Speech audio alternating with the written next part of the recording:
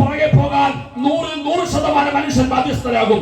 കാരണം 400 രൂപയുടെ സാധനം മേടിക്കാൻ ആർക്കും കഴിയാതിരിക്കുമ്പോൾ 4 രൂപയ്ക്ക് അതേ സാധനം കൊടുക്കുമ്പോൾ ആളുകളെല്ലാം അവന്റെ പുറകെ പോകും എന്ന് പറഞ്ഞതുപോലെ ക്രിസ്തുവിന്റെ ആദ്യത്തെ ഭരണത്തിൽ ഇവിടുത്തെ സകല വ്യവസായങ്ങളിൽ സംഭവിക്കുന്നത് ഏകദേശം 300-നും 400 രൂപയ്ക്ക് മേടിക്കുന്ന സാധനങ്ങൾക്ക് ഇവിടെ വിലക്കുറവുകൾ കൊണ്ടുവരും.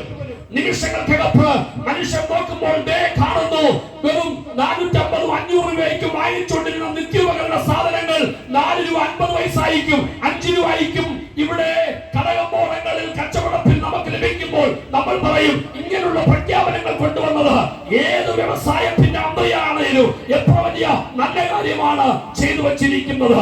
അതുകൊണ്ട് അവൻ തന്നെ നമുക്ക് രാജാവായിരിക്കട്ടെ എന്ന് പറഞ്ഞുകൊണ്ട് അവനെ ജനങ്ങൾ ആ രാജാസ്ഥാനത്തേക്ക് അവനെ കൊണ്ടുവരും. അടുപ്പത് കേൾക്കണോ? സമാധാനം, യുദ്ധം വേണ്ട, അഹിംസ മതി എന്ന് പറഞ്ഞുകൊണ്ട് ആദ്യത്തെ 3.5 വർഷം സമാധാനത്തിന്റെ ഭരണം ലോകത്തിന്റെ എല്ലാ ഭാഗത്തേക്കും, ലോകം മുഴുവനും ഒരേ കറൻസി കൊണ്ടുവരും. യൂറോ കറൻസി ഇപ്പോൾ ലോകത്തിന്റെ എല്ലായിടങ്ങളിലും അത് വിളംബരം ചെയ്തുവല്ലോ. ലോകത്തിന്റെ എല്ലായിടങ്ങളിലും ആദ്യത്തെ 3.5 വർഷം അവന്റെ ഭരണത്തിൽ എല്ലാവർക്കും വലിയ നേട്ടങ്ങൾ ഉണ്ടാകും. എല്ലാവരും പറയും ഇവൻ തന്നെ രാജാവായിരുന്നാൽ മതി എന്ന് പറഞ്ഞുകൊണ്ട് വലിയ പ്രഖ്യാപനത്തോടുകൂടി അവന് വേണ്ടി അന്തരീക്ഷത്തിൽ മുട്ടയുടെ ചുരുട്ടിക്കൊണ്ട് ആളുകൾ രംഗത്തിലേക്ക് ഇറങ്ങി വരും. പിന്നീട് ലോകത്തിൽ ആദ്യത്തെ 3.5 വർഷത്തിന്റെ ഒടുവിലേക്ക് വരുമ്പോൾ അവന്റെ പരി സ്വഭാവം അവൻ വെളിപ്പെടുത്തും. ക്രിസ്തുവിന്റെ ആദ്യത്തെ 3.5 വർഷം സമാധാനം അവൻ വെളിപ്പെടുത്തും. അടുത്ത 3.5 വർഷത്തേക്ക് അവന്റെ ഒറിജിനൽ സ്വഭാവം, അവന്റെ യഥാർത്ഥ സ്വഭാവം അവൻ വെളിപ്പെടുത്താൻ തുടങ്ങും. പിന്നീട് ലോകത്തിൽ സംഭവിക്കുന്നത്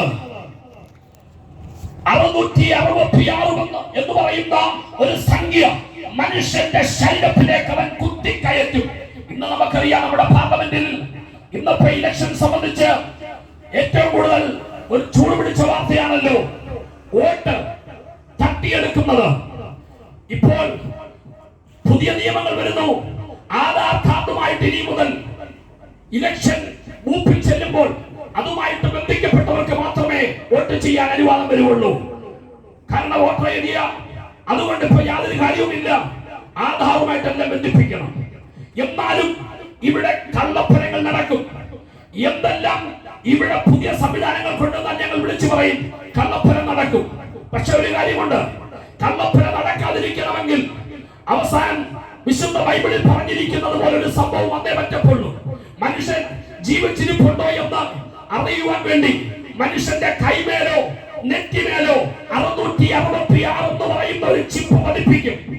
അവൻ നേരിട്ട് ചെന്നെങ്കിൽ മാത്രമേ, ഇപ്പൊ റേഷൻ കടയിൽ പോയാൽ ആ സംവിധാനമുണ്ട്, നമ്മുടെ കൈ പതിപ്പിച്ചാലേ നമുക്ക് റേഷൻ കിട്ടത്തുള്ളൂ.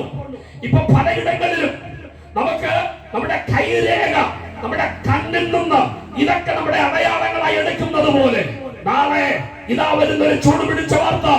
മനുഷ്യരെല്ലാവരും 666 എന്ന് പറയുന്ന ഒരു സംഖ്യയിലേക്ക് മനുഷ്യനെ പേടിയിരിക്കുന്നു.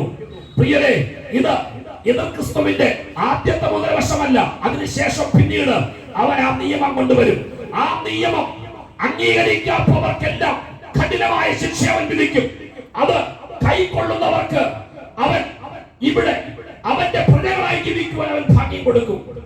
എന്നാൽ അന്ന് എതിർക്കുന്നവർ, അതിനോട് ചേരാത്തവരെ കുറിച്ച് പറയുന്നു, കുഞ്ഞാടിന്റെ ജീവന്റെ പുസ്തകത്തിൽ പേരുള്ളവരാരും ആ 666 എന്ന മുദ്ര പതിക്കാൻ അവരാരും പോകത്തില്ല എന്ന് വെളിപ്പാട് പുസ്തകം വ്യക്തമാക്കുന്നു. ഞാനൊരു കാര്യം പറയട്ടെ പ്രിയരെ, ഇനിയും കാലതാമസമില്ല. വീണ്ടും ലോകത്തിൽ സംഭവിക്കാൻ പോകുന്ന ഏറ്റവും വലിയ മഹത്തായ സംഭവങ്ങളിലൊന്ന് ദൈവത്തിന്റെ സഭ എടുക്കപ്പെടാൻ പോകുന്നു. യേശു തന്റെ ദൂതന്മാരുമായി കാഹളത്തിന്റെ ധ്വനിയോടുകൂടി ഇതാ മേഘപ്രത്യക്ഷതയിൽ സഭയെ ചേർക്കുവാൻ വേണ്ടി വരുന്നു. ക്രിസ്തു രംഗപ്രവേശനം അടുത്ത നിമിഷത്തിൽ സംഭവിക്കുന്നു. 3.5 കൊല്ലം സമാധാനത്തിന്റെ പേര് പറഞ്ഞ് ജനത്തെ വഞ്ചിക്കും. ഒടുവിലത്തെ 3.5 വർഷം അവൻ തന്റെ സ്വഭാവം വെളിപ്പെടുത്തി സകലരെയും, ഭൂതലത്തിലുള്ള സകലരെയും വഴി തെറ്റിച്ച പിശാച്, ആ പാമ്പ് വീണ്ടും രംഗപ്രവേശനം ചെയ്യും.